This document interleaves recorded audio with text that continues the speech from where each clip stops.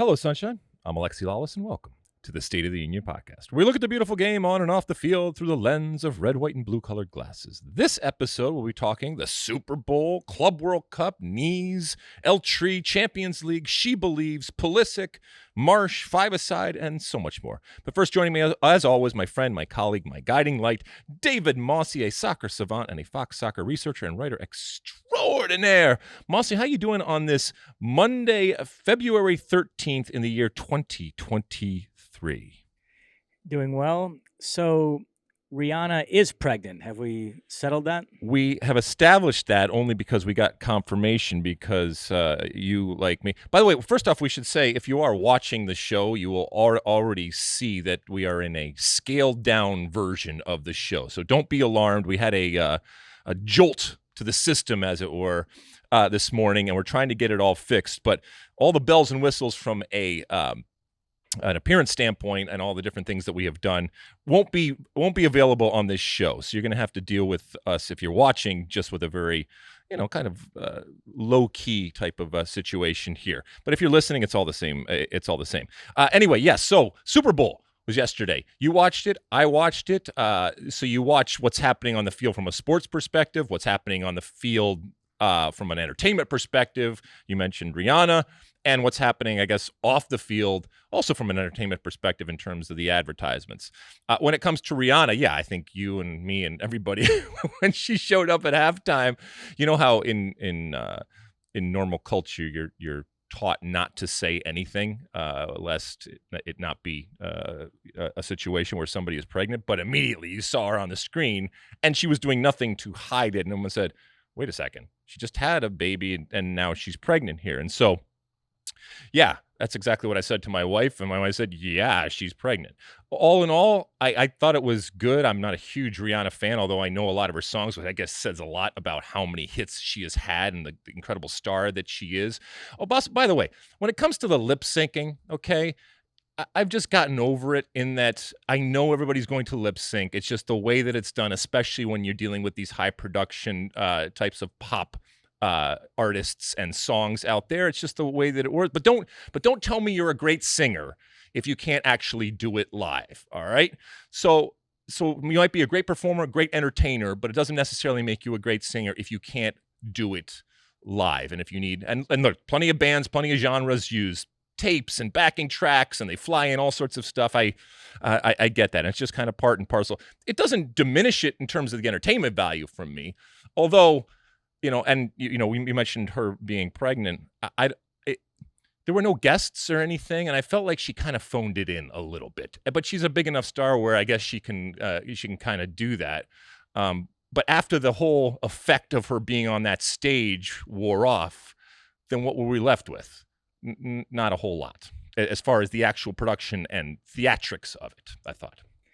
I attended a Super Bowl party. Ooh. And there was a guy there, a friend of mine, named Scott Norwood, which is also the name of the Buffalo Bills kicker who infamously missed a game-winning kick in Super Bowl 25 against the New York Giants.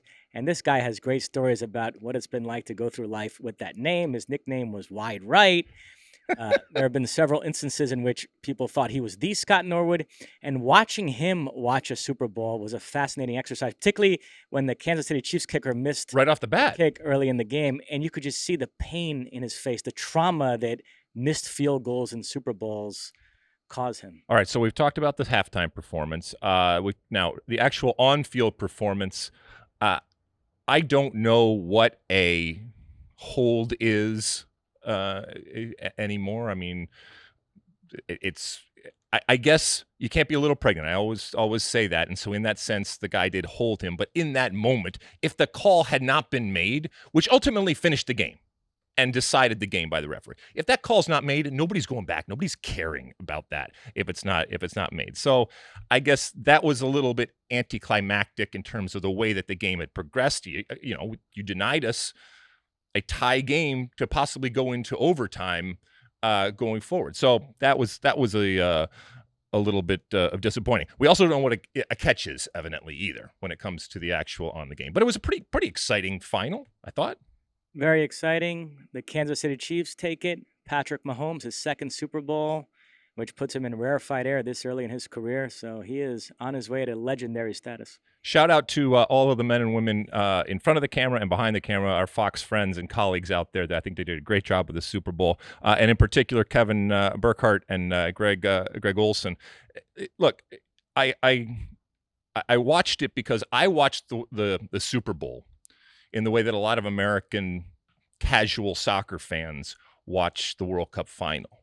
And so I want to be brought in. I don't want to be talked down to, but I also don't want someone in the weeds. And I think they hit that very delicate balance of making it accessible and bringing everybody into the tent. And that's not easy. And look, you got Tom Brady hanging in the wings there going forward. Who knows how that's going to happen? But I thought they did a really good job.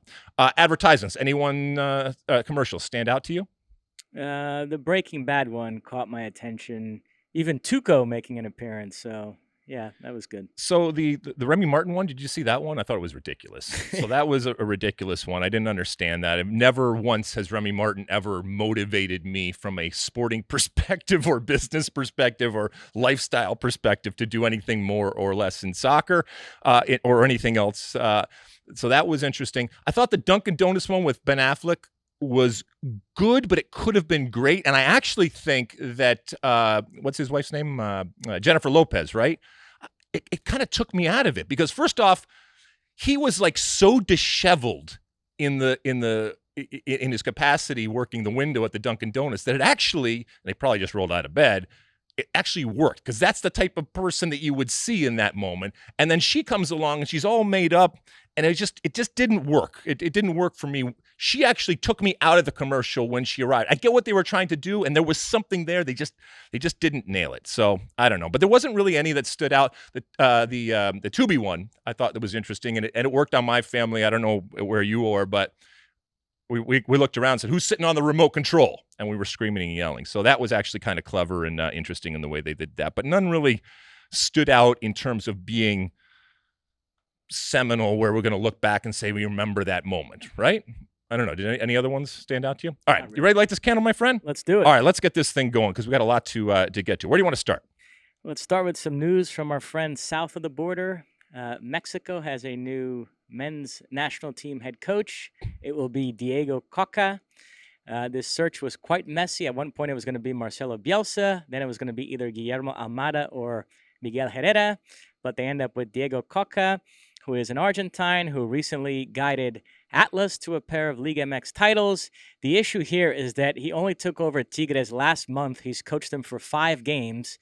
And now he departs to take over the Mexican national team. Tigres are furious that the federation offered him the job and even more furious that he accepted it. What do you think about the ethics here? Is there something wrong with a coach taking over a club and then after 5 games deciding I'm going to go leave to coach a national team? Ethics? Playoffs? Mosse, come on. No, I don't care. This is obviously a wonderful job for him and a wonderful opportunity for him. And unless he's somehow breaking the law or from a contractual standpoint, then I don't see how this changes.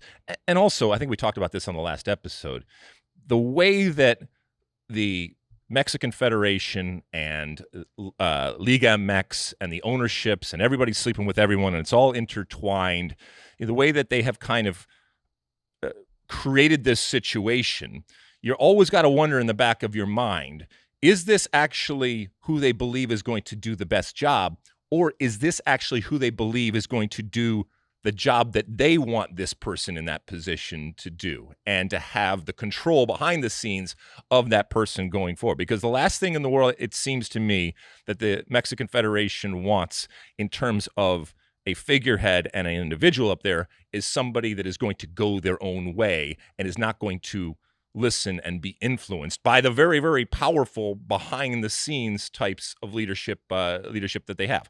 Ultimately, Diego's got the job, and it's his job to, again, get him to that 5th game and do what hasn't been done in the past and obviously do better, and as in the same way that we talk about the U.S. men's national team, with the opportunity of 2026 and being able to host the World Cup. So there's that added bonus, and I think Diego probably looked at this situation and said, this is a good gig to have. Does Mexico appointing a coach put even more pressure on the U.S. to get going here and sort out their situation? I don't think they care. I don't think the United States Soccer Federation is taking any cues at all from Mexico on or off the field. And even though I can be critical of where we are right now, I don't think they should. I think we can look elsewhere in terms of parallels or propping up others in order to, to go down a pathway or something like that. So yeah, I don't think that that's happening. But good luck to Mexico. I want a good Mexico team. It is good for the region. It is good for Mexico. We talk all about the connections that we have going forward, and certainly in the next 3.5 years, they are only going to get bigger and hopefully better. And hopefully he can lead El Tri to the promised land. Hopefully it's not at the expense of the U.S. We're taping this on a Monday morning. Later today, I will be covering the CONCACAF Under-17 Championship, which is taking place in Guatemala. The U.S. facing Trinidad and Tobago. This tournament got underway this past weekend. The U.S. 5-0 winners over Barbados. Cruz Medina, who's considered the best player on the U.S. team, bagged a hat trick. TNT lost to Canada 3-2. By the time you hear this podcast, that match will have already been played. I presume the U.S. will win it, make it 2 wins out of 2. 4 teams will qualify from this tournament for the U17 World Cup. Remember, one of the casualties of the COVID pandemic was youth tournaments. In 2021, both the U20 and U17 World Cups were scrapped, but they're back this year. The U20 World Cup takes place in Indonesia from late May to mid-June. The U17 World Cup is in Peru in November and December. The U.S. is already qualified for the U20 World Cup by virtue of winning the CONCACAF Under-20 Championship in Honduras last year. We covered that tournament. And by the way, the U20 and U17 World Cups, both on Fox Sports. That U.S. U20 team was pretty saucy. You had Paxton Aronson, Kate Cowell, Diego Luna, Quinn Sullivan, Jack McGlynn, Jalen Neal. So youth soccer is going to be sort of kind of on the radar here this upcoming year. Chance for the U.S. to kind of showcase all this young talent. Yeah, and I don't blame people because I readily admit that I don't pay a lot of attention to youth teams and youth because it doesn't really interest me that much. Not what I'm saying is I want to see a much more finished product. And I'm not saying that you can't see potential and that can't excite some people out there and you can't extrapolate it out. And this guy at 16 years old is doing this and think of what he'll be able to do or she'll be able to do in the next couple of years. I get all that, but it's not as sexy or as interesting to me as a much more finished product out there. It doesn't mean that I won't watch. And in this particular moment in U.S. soccer right now, where we are so bullish and we have so much talent at the highest level, but also all of this talent that's going to be coming up and has used that pathway that we recognize now in a much wider pathway, there's going to be more competition. And so I think not only do you have the potential of future stars, but those future stars can come good or at least be pushing at a much earlier rate and moment than in the past. And that's a good thing. And some of these players are going to very, very quickly step up in the system, be involved in the national team. So if you're into that, cool. If you're not, I totally understand why you're not, but that's why we have myself and Mosse in particular to keep you informed of what's going on. Well, remember, what got everybody excited when the U.S. won the CONCACAF Under-20 Championship last year is that tournament also served as Olympic qualifying. Right. So it meant the U.S. qualified to the 2024 Olympics. It'll be the first time since 2008 the U.S. takes part in the Olympics. Now, the fact that the U.S. is playing in the 2024 Copa America will undermine their ability to send a strong team to the Olympics because no European club is going to want a player playing in both those tournaments. So keep that in mind. But nevertheless, a lot of good stuff to look forward to in the next yeah, but years. if we have all of this talent, then it's actually more opportunity for more players. And if they grab a hold of it through whatever, just the circumstances, if some player wasn't allowed or was only allowed to play one of those tournaments in the summer, somebody else gets an opportunity, they grab a hold of it. We have seen in the past stars in the Olympic tournament that have parlayed that into very, very good things. So I look at it as, yeah, I would love, just from a pure 2026 perspective and a team building perspective, I would want that team to be involved in both of those because a lot of these players are young enough where they actually can be involved in both of them. But I think what it's going to do is kind of spread it out and give more opportunities to more players that maybe could actually come good going forward. So maybe silver lining. Mexico, incidentally, crashed out in the quarterfinals of the CONCACAF Under-20 Championship last year, so they didn't qualify for either the U20 World Cup or the Olympics. So Mexican football really in disarray. Yeah, but they got a head coach. And you know I'm going to ram Brazil into this conversation. Of course. The South American U20 Championship drew to a close this past weekend. Brazil, Uruguay, Colombia, and Ecuador, the 4 teams that advanced to the U20 World Cup. Brazil captured their record 12th South American Under-20 title. It came down to the final game against Uruguay. Uruguay only needed a draw. Brazil needed a win. So it was the inverse of the 1950 World Cup. Brazil got the 2-0 victory. André Santos among the scores. He is the 18-year-old midfielder who Chelsea just signed, who I highlighted on a previous podcast and said he was a bargain. They got him for 12.5 million euros. He was voted the best player of this tournament, captained Brazil to the title, scoring in the title-clinching victory, finished as the joint top scorer of the tournament with 6 goals, even though he's a holding midfielder. So I continue to say I think Chelsea have got themselves a wonderful talent. I'm excited to see his development. Still some questions about him getting a work permit, being able to play for Chelsea right away, or if he might have to be loaned out, but we'll see how that all shakes out. Is that enough Brazil for you? That is enough Brazil. What's next? Let's shift gears to the women. Yep. They have a World Cup later this year in Australia and New Zealand. They began 2023 with a pair of friendly victories over New Zealand. And you said then that those weren't real tests for the U.S. women. You wanted to see them play against stiffer competition. You'll get that in the coming days because the 2023 SheBelieves Cup is upon us. The U.S. will face Canada, Japan, and Brazil in that order. Yep. Canada Thursday, Sunday, and Wednesday. Canada in Orlando, and then Sunday, Japan in Nashville. That's a rematch of the 2011 and 2015 World Cup finals. And then the following Wednesday, Brazil in Frisco, Texas. We know the threat at this upcoming Women's World Cup is likely going to come from Europe, France, England, Germany, Sweden, etc. Nevertheless, Canada, Japan, and Brazil is a step up in class from New Zealand. So interesting to see how the U.S. women look in these games. And while the U.S., if they're playing them, I'm still going with the U.S., and I think that's a fair assessment, and that's safe money. At least they are competitive games. And I also think that because of the amount of times that they've played, because of the history that they have, it has bred competition and at times bred good kind of animosity in that all 3 of these teams believe that on a day, and they have to have a day when things go well, they can find a way to compete and possibly beat the U.S. So this is a wonderful tournament for Vlatko Andonovski to really ultimately assess here what he is going to go with. When it comes to the roster, we mentioned it before, a lot of the usual suspects, including Alyssa Nair in goal, and I don't think that's going to change through the summer.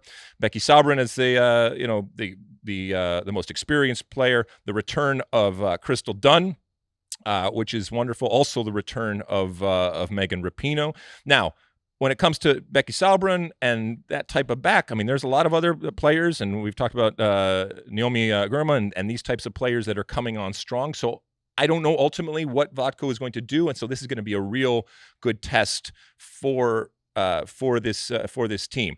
Alex Morgan is back. Trinity Rodman. There are still players that we could possibly see this summer that aren't going to be here, but this is as good as it's going to get at this moment. Rose Lavelle continues on, Lindsay Horan, and these types of players that we know and that we love that are still, while they're some of them legends, they're still fighting for that starting spot, and that's a good type of competition that we have.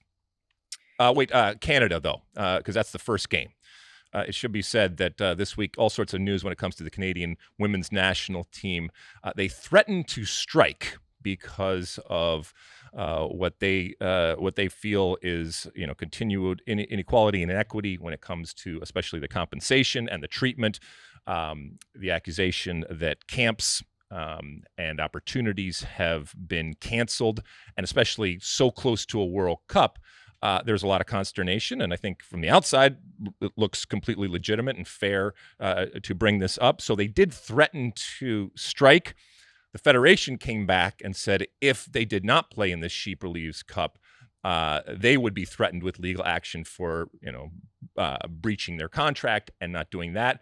Then the Canadian Federation, Canadian women's team came out with a statement and said, well, okay, we're going to play, but it is under protest we are playing, but we don't want that threat of litigation and violation of contracts that we may have signed to come back, especially when they claim they haven't been paid monies that they are due from, I guess, 2022. So we'll see how that drama plays out off the field, not just during the SheBelieves Cup, but who knows, leading up into the summer. And, when it comes to not just soccer, but in particular women's soccer, we have seen this, especially with the women's national team, and your ability to juggle these two things and still do your job on the field. That's not always easy. And so we'll see what that drama leads to when it comes to the Canadian women's national team in the SheBelieves Cup, and then if it continues on into the summer.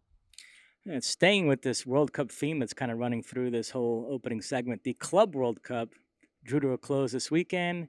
In the final, Real Madrid defeated Saudi Arabian side Al Hilal 5-3, a high-scoring affair. The European club has won this competition 10 straight times in 15 of the last 16 editions, which is interesting because I still maintain, I know I sound like a broken record on this, that the current format is the one that allows for the greatest possibility of a non-European club winning it. All it takes is one European team to have one bad day against a team from another region. There have been some near misses recently. Palmeiras took Chelsea to extra time last year. In 2019, Flamengo took Liverpool to extra time. And if Gianni Infantino gets his way and this expanded Club World Cup is formatted the way that I've been reading, I think there will be zero chance for a non-European club to win it, or much less even reach the final. So I think the whole point in Johnny's mind is he wants to have two European clubs contesting the final.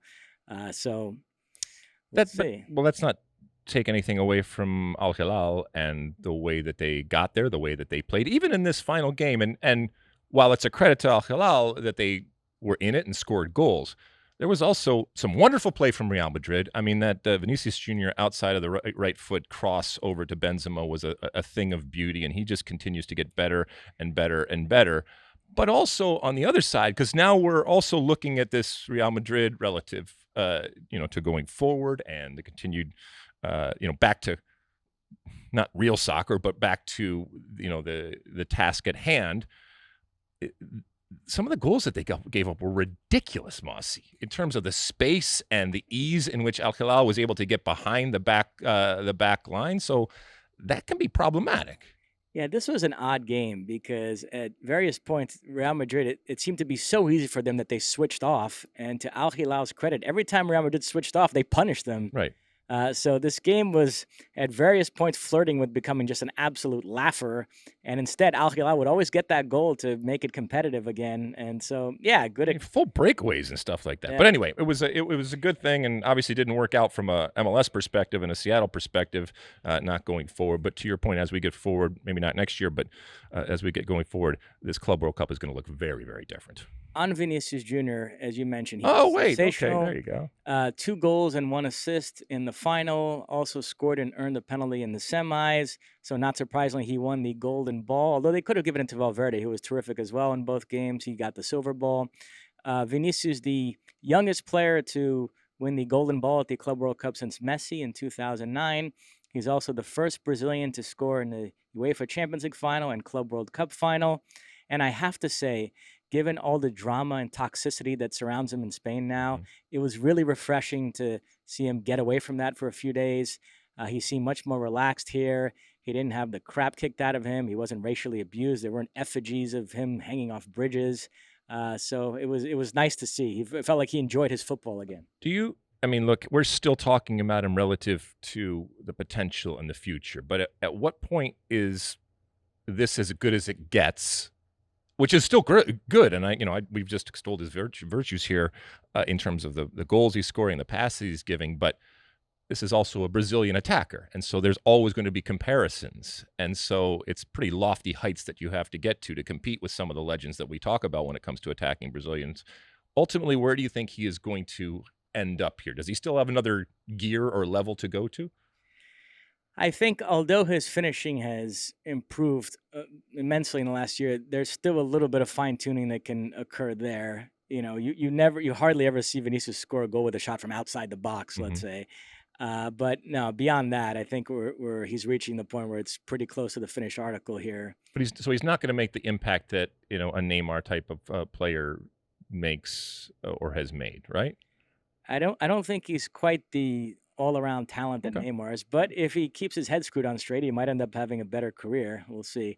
I would say moving forward for the Brazilian national team, over this next cycle, it's going to increasingly feel more like his team, and Neymar is going to have to accept playing the role of sidekick to Vinicius rather than what it's been. That will not go well. But I'm here for it. Anything else, Mosse? That's it. All right, let's take a quick break. When we come back, we'll do a little recap from over in Europe because there was all sorts of action. All right, welcome back. Let's take a little recap into some of the European games and scores and things that happened. Mosse, should we start over there in the old EPL? Yes, Leeds played their second match since sacking Jesse Marsch. They suffered a 2-0 home defeat to Manchester United. Leeds played pretty well. They were the better team for large portions of this game. They won the XG. Where have we heard that before? They won the XG battle. Oh, yeah, there we go. But late goals from Rashford and Garnacho. So Manchester United take the 3 points. McKennie and Adams both started. Aronson came on as a sub. Leeds United suffering the 2-0 defeat. Both McKennie and Adams kind of patrolling that midfield and really kind of using their physical abilities to make their mark. And, you know, the oohs and the ahs and the plaudits that come out when literally if you just work hard and you make hard tackles. So, which they did and which is good. And I think Weston McKennie is very quickly recognized that the English game, and maybe more importantly, the English game playing for Leeds as opposed to playing for Juventus is going to be a whole lot more down and dirty and, dare I say, ugly. And he is certainly willing to do that type of dirty work, and he can do it, but it does take a kind of change in mentality to recognize that you're going to have to get down and dirty. The time that you have on the ball is limited, and so the speed of play and therefore the speed of thought needs to increase. And that doesn't mean it's a better or worse league. It's just this is the style of play that Leeds is going to face playing in England, playing in the EPL. Both of them were good, but once again, we get to the end of a Leeds game and they've lost, but they've played well, and the numbers should be, dictate that it should have been better, but they can't finish, and they can't find a way to, in this case, at least come out of there with a point. Some coaching news for Leeds. I've heard Arne Slot. He is the Dutch manager who has Feyenoord currently atop the Eredivisie and who guided them to the Conference League final last season when they lost to Jose Mourinho's Roma. I've heard Alfred Schroeder, the coach who just was sacked by Ajax. I've also heard Marcelo Gallardo, Argentine, most recently with River Plate. But they have not hired a coach yet. Meanwhile, the guy they just sacked might make a swift return to the Premier League. This news has shocked me, I must confess. Southampton, who are in last place, lost to Wolves this past weekend, fired their manager, Nathan Jones. And the English media is reporting that Jesse Marsch is the favorite to replace him. Yeah, I mean, right? So, first off, just from a pure theatrical perspective, can you imagine if this actually comes to fruition and Southampton were to hire Jesse Marsch, keep in mind Southampton in last place right now, and he were to take them on a run, and at the end, pip Leeds for staying up, and then Leeds went down. Can you imagine the chef's kiss moment for Jesse Marsch?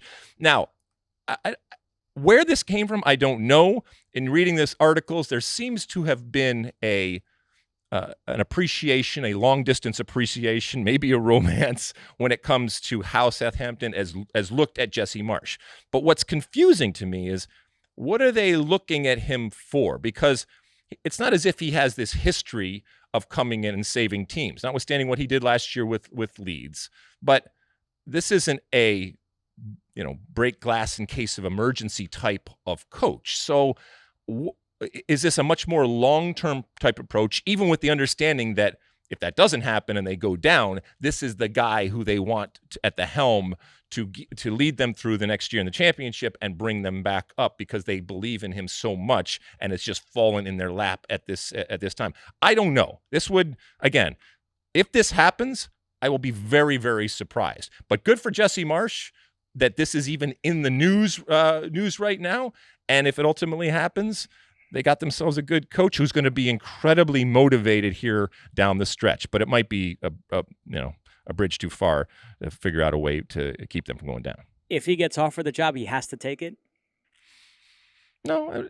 Does he have to take it? It depends. I mean, we've talked about the U.S. men's national team. If there are talks going on behind the scenes, and I don't know why there would be, because there's still nobody working at the federation that is supposed to be making these decisions. But if he has the inkling that he is high on the candidate list for the U.S. men's national team, then maybe he holds off. Or maybe he says, look, this is just a temporary type of thing. Give me the controls here. Let me see what I can do down the stretch. Maybe I can fire up some magic like you saw with Leeds last year, and I can save you, or I can at least make a run here. And then in the summer, we'll talk. Maybe. Fair enough. Yeah.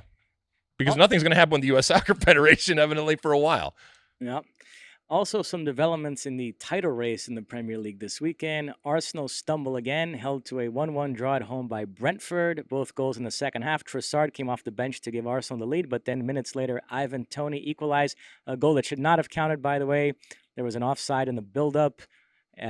Christian Norgard, but VAR somehow missed it.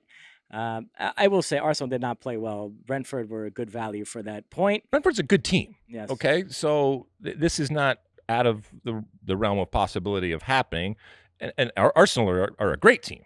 And to your point, they didn't play well. But, again, we find ourselves talking about how VAR in the context of the EPL is so problematic, and it's ruining the game, and it gets wrong. And it's just a constant conversation after each and every weekend. Why can't they get their shit together when it comes to VAR?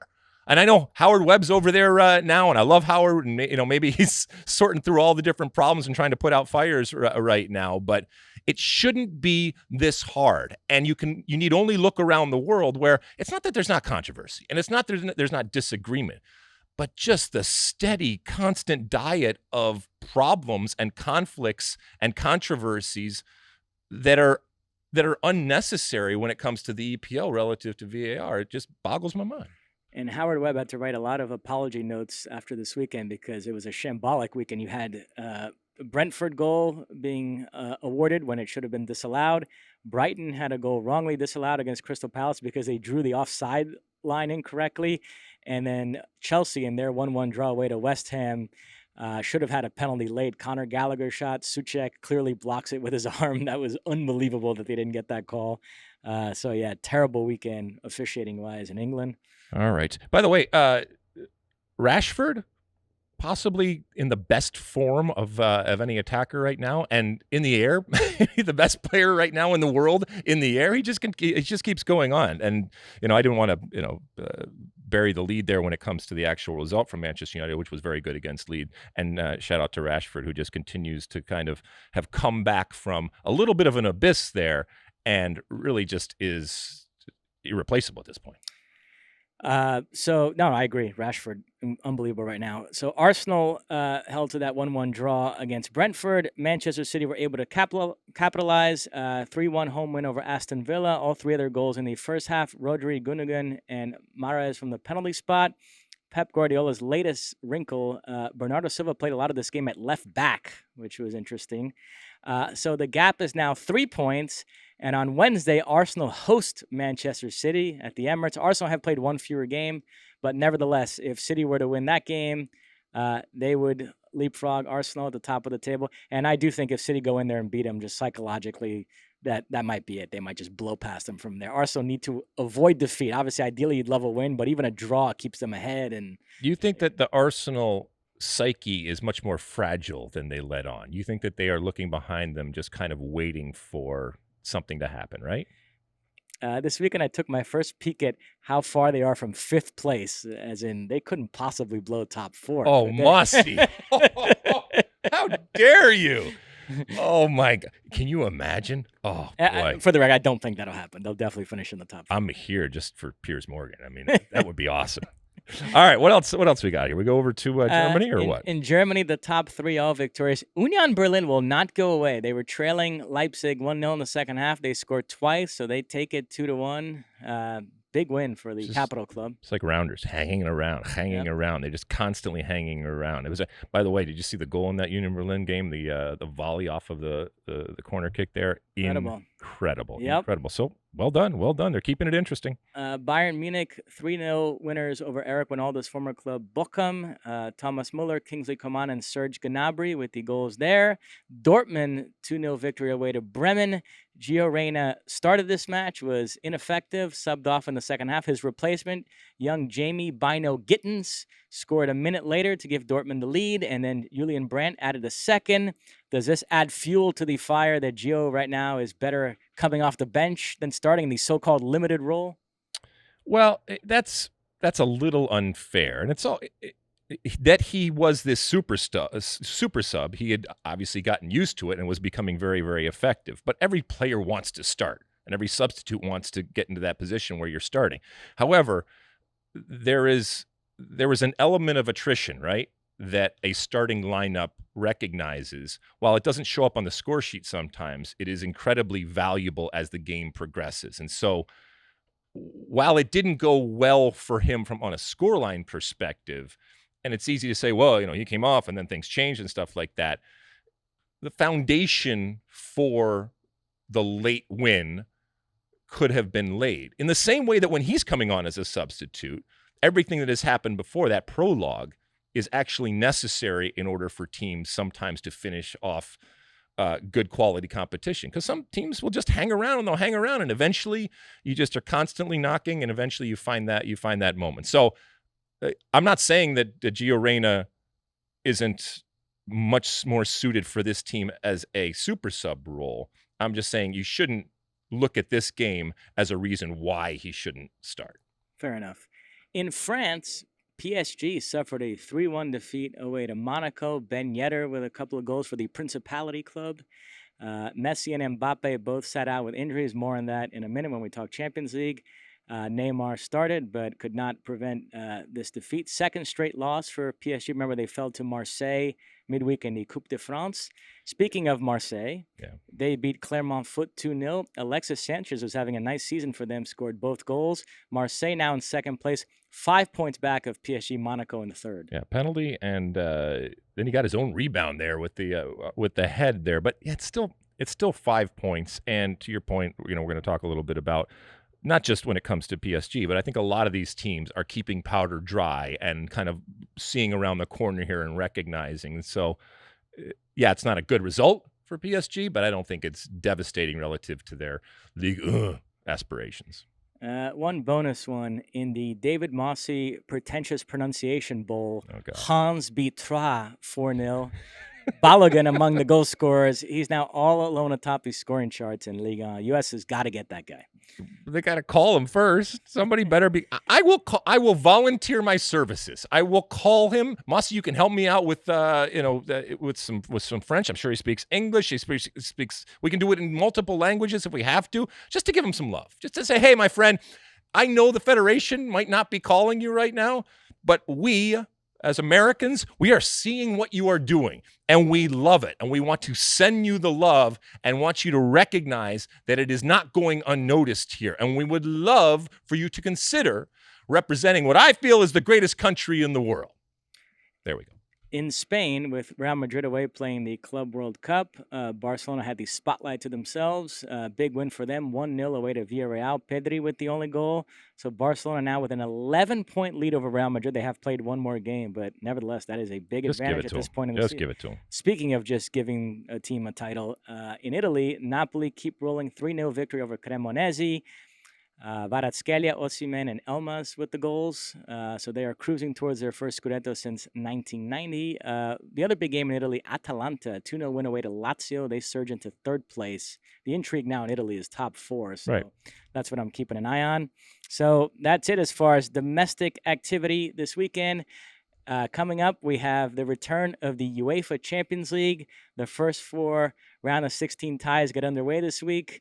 On Tuesday, PSG Bayern, AC Milan Tottenham. Then Wednesday, Club Brugge Benfica, Borussia Dortmund Chelsea. PSG Bayern is a rematch of the 2020 final that Bayern won in Lisbon in the bubble. 1-0, Kingsley Coman with the goal in the second half. PSG achieved some measure of revenge the following season, eliminating Bayern in the quarterfinals. Messi and Mbappe, I mentioned they sat out this weekend. They were considered doubts. Mbappe at one point was pronounced out for his first leg. Bayern coach Julian Nagelsmann rolled his eyes at that and said, you watch, he'll play.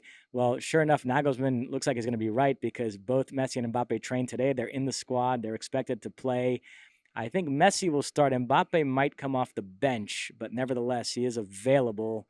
So PSG hosting Bayern. Well, that Mbappe is even available. That's amazing. And again, it goes back to what I mentioned before. There are teams that are keeping powder dry, and they recognize that this is a big game. But if there ever, I guess, was a time for Bayern to come up against a PSG that has some injuries and some problems right now, this is it. And very few of the starting 11 that we are going to see against Bayern from PSG started in the game over the weekend here, and we're seeing teams do this because this is nitty-gritty time, and this is the first, obviously, of the home and away, and you really don't want to put yourself in a hole right off the bat. So, who do you got? PSG, Bayern? Definitely Bayern. Okay. PSG are a mess right now. Okay. Reports that this past weekend, the sporting director, Luis Campos, went into the dressing room and got into a screaming match with Neymar and Marquinhos. Presnel Kimpembe had to go apologize to the fans afterwards. So that team. Love it. Milan Spurs, is that the other one? Yes. These two teams met in the round of 16 in 2011. First leg at the San Siro. Peter Crouch scored the only goal, 1-0 Spurs victory. I remember Gattuso ignited a brawl in that game. He butted Tottenham assistant Joe Jordan, and then we went back to White Hart Lane, 0-0 draw, so Tottenham advanced. The two clubs crossed paths again. AC Milan, they lost both games to Chelsea in the group stage, although in the home game, they were hard done by a really dodgy red card to Tomori. But they lost both there. Last season, they lost both group games they played against Liverpool. The season before that, they were knocked out by Manchester United in the Europa League. So even during this revival they've had under Stefano Pioli, they've still struggled whenever they've come up against Premier League opposition. I think this continues here. I know they're coming off a win. They snapped a 7-match winless run this past weekend, beating Torino, Giroud with the only goal, while Tottenham are coming off a bad loss to Leicester, 4-1. But I still give Tottenham big advantage here. Really? Yeah. But again, Tottenham, they got crushed this weekend. So what are they? Is that who Tottenham is, or is the one that beat Man City? Right? Yeah, I'm putting my faith in a very flaky club in Tottenham, but I just buy the Premier League Serie A thing right now. It's Premier League. The disparity between the two is going to show. Antonio Conte in familiar surroundings, going back to Milan for this first leg. Right. Wednesday we got games too? Yes. Club Brugge, you might recall, they were the surprise package in the group stage, qualified with 2 games to spare. But they haven't been in good form lately. Just 1 win in their last 9 in all competitions. Now they face Benfica, who topped their group, finished above PSG in the group stage, thanks to that goal fest against Maccabi Haifa on match day 6. They won 6-1, and that gave them the edge over PSG in the tiebreaker on away goals. And so their reward is facing Club Brugge, while PSG has to face Bayern. So first place in that group ended up being very important. Benfica, we know, sold Enzo Fernandez to Chelsea, but nevertheless, I still think they should move on in this tie. Because you just think that they're better, or because of the poor form that Club Brugge is in? They're better. Okay. And then Dortmund-Chelsea, right? And then Dortmund-Chelsea. Oof. As Sean Sullivan mentioned in the rundown here, it's a shame Pulisic is injured because we could have had a nice American duel here of Pulisic versus Reina, the 2 super subs for their respective sides. In Dortmund's case, they've added Sebastian Haller since the group stage, which is great to see. We know Chelsea have made a few additions themselves. It is ironic, all this money they spent. The best player they added in this window is João Felix, who scored. You can make a case for Enzo Fernandez and the two of them combined for their goal against West Ham. But I would argue the best player they added is a guy that's not going to be there beyond this season because it's a loan with no option to buy. Atletico Madrid are going to want him back next season. So it is kind of funny. All this money spent on building a new team with an eye towards the future, and yet the best guy they got is just sort of. But it's not as if he's not for sale. They really, really believe that he's the future. Right? Perhaps, yeah. We've seen they're not averse to spending money. All right, so ultimately, what do you think happens in this first game here? This one, to me, is a 50-50. Yep. Okay. I'm going to lean Chelsea. Ooh, really? Yeah. This is in Dortmund. Well, we're talking about who's going to advance. Well, okay, yeah, but okay. So after the 2 games, you still think Chelsea's going to come through? Correct. I can buy that. I can buy that, although, yeah. Yeah, I think I have to agree with you. I want to go Dortmund. But that first game, if Chelsea get out of there with a 1-1, 0-0, then they're golden. All right, anything else? Lastly, we know Sean Sullivan is a Champions League snob, so he didn't include this, but there's actually a great tie in the Europa League. Barcelona face Manchester United. First leg Thursday at Camp Nou, and second leg the following week at Old Trafford. Very excited for that. That is a Europa League tie with a Champions League feel. Right, exactly. I mean, it's labels. We don't need labels, Mosse. It's two of the great teams in history facing off. So we will check that out. Anything else, Mosse? That is it. All right, let's take another quick break. When we come back, we got a little Ask Alexi question. Okay, welcome back. And this is the Ask Alexi segment where you use that hashtag Ask Alexi, or you call us on the State of the Union podcast hotline, which is 657-549-2297. Normally, as we would, play some different voicemails that we have and stuff like that. As you can see, we are operating bare bones right here. And so what we thought is, until we're back up and running, and look, the men and women are working their asses off behind the scene to get this back up, which is wonderful, and it will be back up for later on in the week. But what we thought is, let's just hold off on that. And by the way, if you are sending in messages on the State of the Union podcast hotline, again, 657-549-2297, I love it and appreciate you all sending it in. But how do I say this gently? Try to be efficient, okay? And an economy when it comes to your words is greatly appreciated. So the more clear and concise, and I'm not saying just a tweet level shortness. You can certainly expand it, what it's for, but don't go on for 2 and 3 minutes about different things, because your chances of that being used on air diminish by the longer that you go on. So that's just a helpful hint. You can do whatever you want. You can call multiple times and talk as long as you want, but I'm just saying, if you really want to get on air, be succinct in terms of what you're saying. So anyway, because we don't have that working today, I thought I'd take a question that the official site for the Women's World Cup, which we know is coming this summer.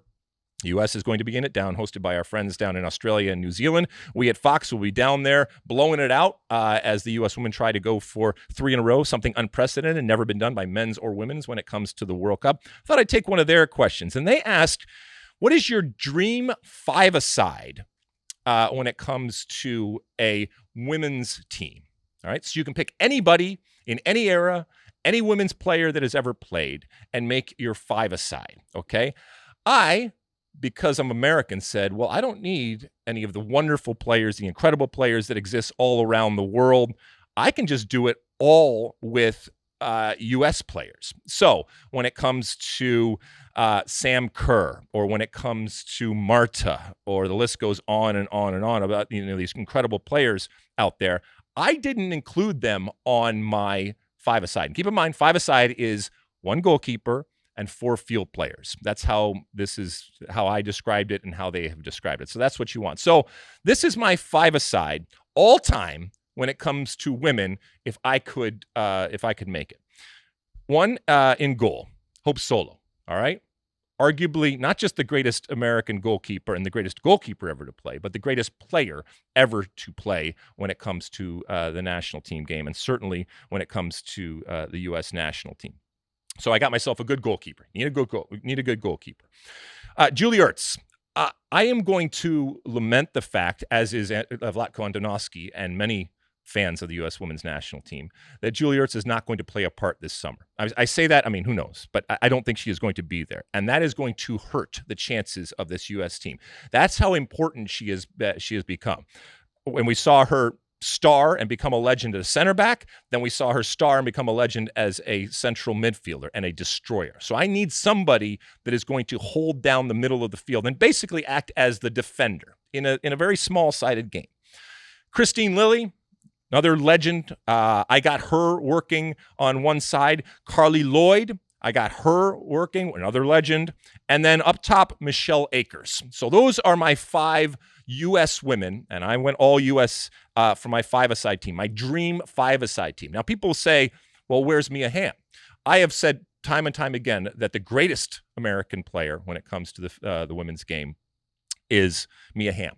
But Mia Hamm needs room to roam, Mosse. She needs space to really do what she does best. And look, there's a million other players, as I mentioned, and certainly a million of American players that you could put in there. And I know a lot of people talk about, Abby Wambach, and like I said, Mia Hamm, and Megan Rapinoe, or the list goes. Tobin Heath. A lot of people want Tobin Heath because it's a small-sided game, and I can get that. That's an interesting argument right there. But tell us what you think your best five-a-side would be, and you can do it like I did, where you pick all U.S. players, or you can just pick from all around the world, because there's certainly players that could make my team, and could make my team maybe better. But I'm pretty happy and content with this five that I have. So, anything, Mosse, before we move on? No. That's it? You got nothing? Well, there is this eternal debate over who is the U.S. women GOAT, and a lot of people ride for Michelle Akers. A lot of people ride for Mia Hamm. I've even seen you suggest, like you did today, that it might be Hope Solo. So you would go with Mia Hamm? That's what you? Yes, I've always gone with Mia Hamm, and nothing. Mia Hamm, and nothing has changed. But she doesn't make my five-a-side. She needs room to roam. She needs room to roam, no. And that's where she does her greatest work. Okay, let's take another quick break. When we come back, it's time for my one for the road. All right, welcome back. It's the end of our show. As we've been telling you all along, we will be back up and running in a full-fledged capacity come next show. We just had some technical glitches here. They could not be helped, but I appreciate, if you're watching, you putting up with just a much more plain type of background. But it's still a show, and so at the end of each and every show, I give you my one for the road. We were watching, Mosse, the Super Bowl last night. I was watching it with my family. You went out and watched it with some friends at a Super Bowl party, and it got me to thinking about these big events that people tune in for. And I mentioned earlier how I thought our broadcast of it really did a good job of bringing everybody into this football tent and making it easy and accessible and palatable to everybody, regardless of how much you know about football or not. But it also got me thinking about a World Cup final, which obviously is only a few months back that we broadcast, and the Super Bowl. And there was somebody actually last night on Twitter who asked me which was better, the World Cup final or the Super Bowl. And look, it's probably not fair to compare and contrast, in particular, this World Cup final, because it is arguably the greatest World Cup final that we have ever seen. The drama, the back and forth, the crescendo that it was, and then obviously having arguably the GOAT realize this moment made it something even more and more special than anybody could have imagined. This was a good Super Bowl game. They're not always good Super Bowl games. As I said, I enjoyed it, but it did come down to a kind of referee decision that, for all intents and purposes, ended the game, as opposed to the drama and the theater that was the World Cup final. And I also mentioned that there were people that don't necessarily watch the sport that came into the tent. In the World Cup final, there was people that just, hey, this is a big event, I'm going to go check it out, and they came in. In the Super Bowl, there were people that don't necessarily watch football on a consistent basis, like yours truly, that come in and say, hey, this is something awesome. But the thread between both of these is this collective and this shared experience.